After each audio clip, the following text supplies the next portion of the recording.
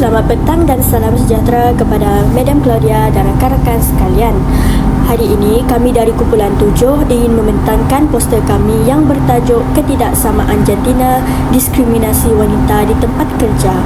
Sebelum kami memulakan pembentangan kami, izinkan saya memperkenalkan ahli-ahli kumpulan kami, iaitu Imelsi Richard, Nurnisa Natasha, Priscilla Daisy, Siti Syahira, Veronica Itasha, Zafirah Durani dan saya sendiri, Ispenisha binti Atun.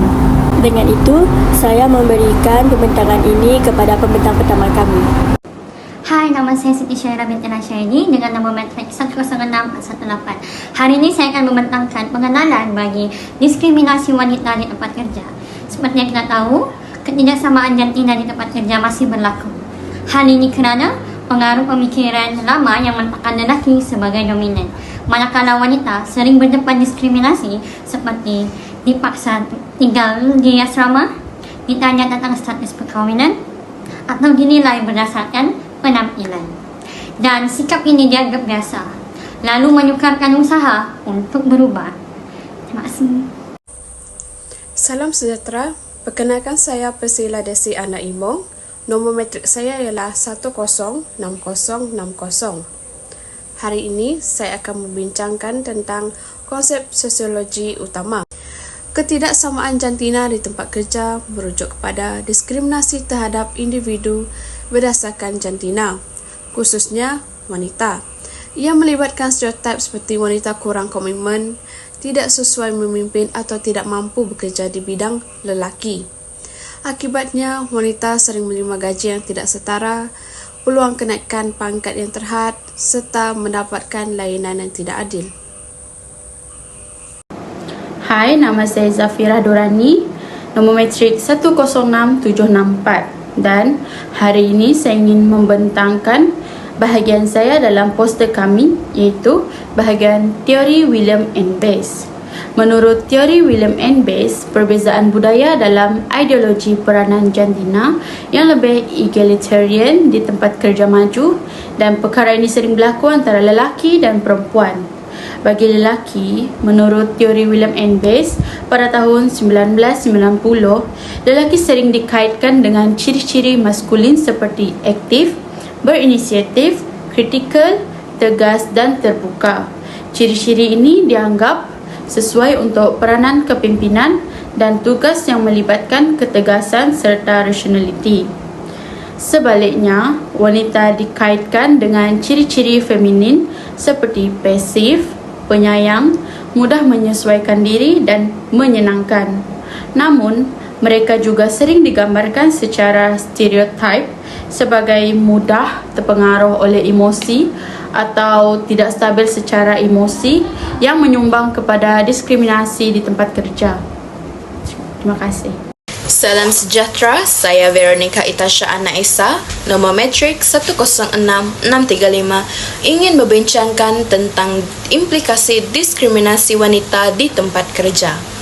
Implikasi yang pertama adalah dari segi kesihatan mental dan emosi. Diskriminasi ini boleh menyebabkan berlakunya tekanan, kemurungan dan rasa rendah diri dalam kalangan wanita. Apabila layanan yang mereka terima tidak adil dan kerja mereka tidak diiktiraf, maka ia memberikan kesan yang negatif terhadap diri mereka. Implikasi yang kedua adalah pencemaran imej organisasi. Syarikat yang dikenali mengamalkan diskriminasi jantina mungkin akan dikenakan tindakan undang-undang dan hilang kepercayaan daripada orang awam, termasuk pelanggan dan pekerja yang berpotensi. Implikasi yang ketiga adalah penurunan produktiviti dan peningkatan kadar berhenti kerja. Apabila wanita merasa tidak dihargai dan dinafikan peluang kenaikan pangkat, maka mereka cenderung untuk kehilangan motivasi atau meninggalkan organisasi tersebut. Jadi, secara keseluruhannya, diskriminasi bukan sahaja menjejaskan individu tetapi turut merugikan organisasi atau masyarakat secara keseluruhan. Salam sejahtera, nama saya Imelsi Richard, nombor matrik 104389. Wanita masih berdepan dengan diskriminasi di tempat kerja akibat tanggapan dan stereotip lama. Ini bukan sahaja menjejaskan emosi dan semangat mereka, tetapi juga memberi kesan negatif kepada prestasi organisasi. Sebagai penyelesaian, penting untuk mewujudkan suasana kerja yang adil yang menilai pekerja berdasarkan kebolehan, bukan jantina. Apabila wanita diberikan peluang yang sama, mereka akan lebih bersemangat dan mampu menyumbang dengan lebih baik. Oleh itu, semua pihak harus bekerjasama untuk menghapuskan diskriminasi dan menyokong budaya kerja yang lebih inklusif dan menghargai semua.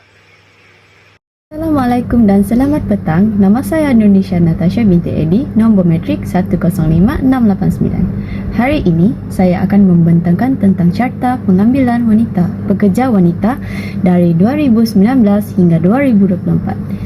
Di sini, kita dapat lihat wanita kurang diwakili dalam jawatan eksekutif berbanding bukan eksekutif, terutama dalam bidang teknikal seperti kejuruteraan, iaitu hanya sebanyak 9%. Walaupun bidang seperti HR mencatat peratusan lebih tinggi sebanyak 79%, jelasnya jurang antara gender masih ketara. Ini membuktikan perlunya meningkatkan kepimpinan wanita dalam semua sektor. Sekian sahaja dari saya. Terima kasih. Baiklah, terdapat beberapa kesimpulan yang boleh disimpul dalam pembentangan kami pada hari ini, iaitu yang pertama, dalam memperkuatkan kuasa undang-undang, iaitu melaksanakan undang-undang kesamarataan gender dengan tegas, termasuk hukuman kepada majikan yang mendiskriminasi. Yang kedua, dasar syarikat yang adil dan inklusif, iaitu mengamalkan pengambilan dan kenaikan pangkat berdasarkan kelayakan dan bukan jantina. Seterusnya, perubahan budaya organisasi, iaitu menggalakkan kepimpinan wanita dan menyokong pelibatan mereka dalam jawatan yang tinggi. Yang terakhir, kesedaran dan pendidikan awal, iaitu meningkatkan kesedaran masyarakat tentang pentingnya hak wanita di tempat kerja. Itu sahaja dari kumpulan kami. Sekian, terima kasih.